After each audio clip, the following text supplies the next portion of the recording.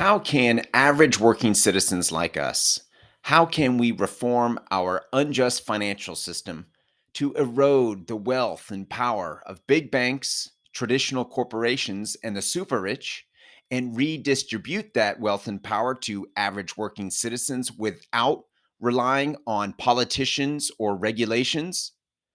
This is the question we ask on the Crowd Effect podcast. I am your host, Paul Lovejoy, activist, investment advisor, and founder of Stakeholder Enterprise.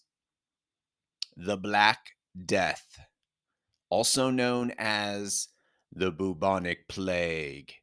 It ravaged the world from the years 1347 to about 1351, killing anywhere from 30% to as high as 50% from some estimations of the world's population. Now, the bubonic plague is a bacteria, and uh, its hosts are fleas that are on rats. And these rats would go into human cities, and the fleas would jump off the rats and go on to people's clothes. And then the fleas, of course, would bite the person, and there was a really good chance of that person dying from the infection. And imagine if you are someone living during this time, and there you see a rotting corpse of someone who just died of the bubonic plague. And your first thought is, wow, that's a really great jacket. I think I'm going to take it. Or, wow, I need that dress. The problem was back then, clothes were terribly expensive. Uh, you often only had one pair of clothes. It was handed down, and it was constantly being repaired and patched up, just to keep it going. And and back then, if you see a pair of pants or something like that, man, that is hitting the jackpot. So people would grab the clothes from the deceased, put them on, thereby having these fleas bite them, and this cycle just continued. And it was one of the major contributing factors for so many deaths around the world because clothes were just so expensive. Now, the bubonic plague didn't just end in 1351. It actually kept on popping up every few generations for centuries until about, well, the Industrial Revolution. That's when manufacture of clothing became mechanized. And all of a sudden, clothes became much, much cheaper. Okay. And then really there hasn't been a plague outbreak since then. Very few, there was one in India, but it didn't, killed maybe 50 people, which is horrible. But that was maybe in the 1970s or 80s. I can't remember exactly when that was. But for the most part, we don't have to deal with the plague anymore. That's something of the past. And it's really because our clothes became so much cheaper to buy. We were all able to afford it. And when someone died of plague, we were thinking, man, we need to do something with that body instead of I got to have those clothes. So why am I talking about plague and clothes? Well, we are continuing our discussion on giving ourselves the best possible chance to reform. Now we've talked about uh, three of the five steps to success. First one, having vehicles of change. The second one being automation. The third one, diversification. And the fourth step is having low cost to remove barriers.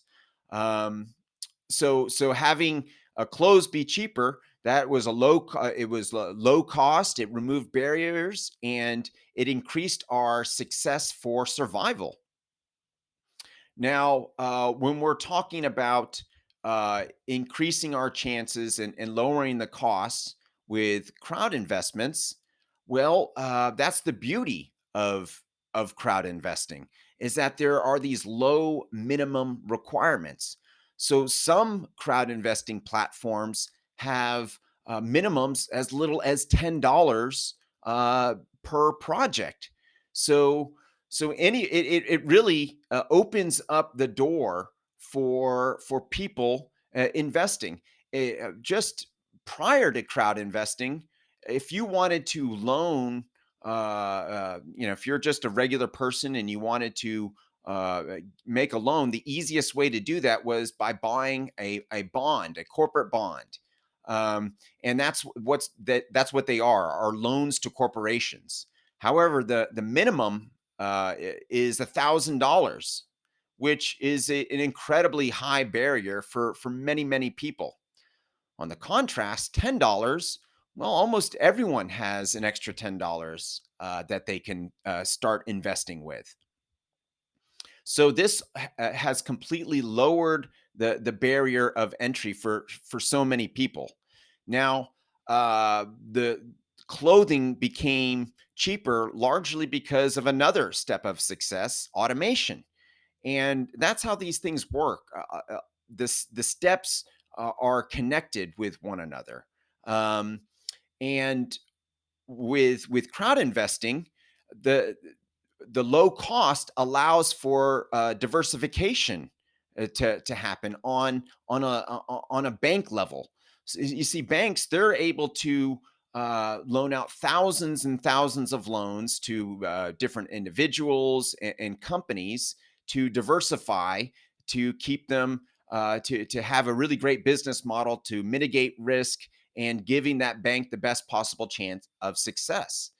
With crowd investing now, minimums of $10, well, just regular people now can have that bank level of diversification because of these low minimums. You have a $10 minimums, $25 minimums, $100 minimums. All of these are very obtainable just for your average working citizen.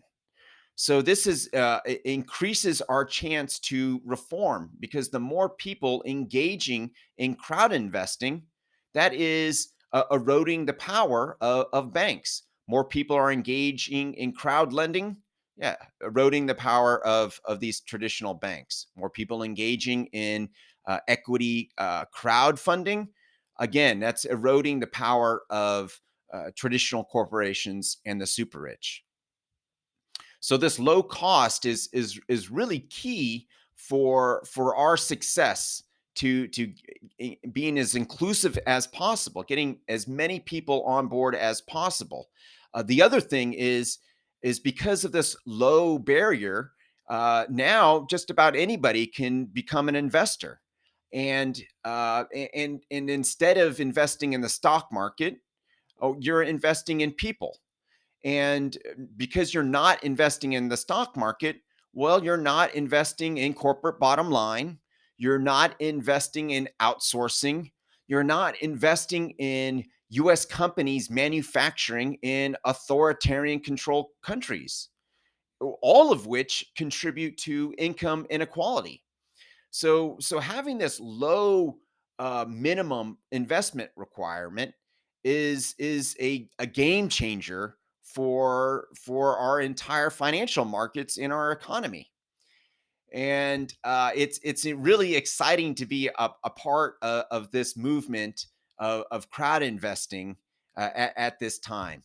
So that's all we're going to talk about today. Tomorrow, we're going to talk about the fifth and final step towards giving ourselves the best possible chance to succeed. And it is a community to hold us accountable, a community to hold us accountable. And we'll see you tomorrow. In the meantime, I am a crowd investor, and I see you are one too.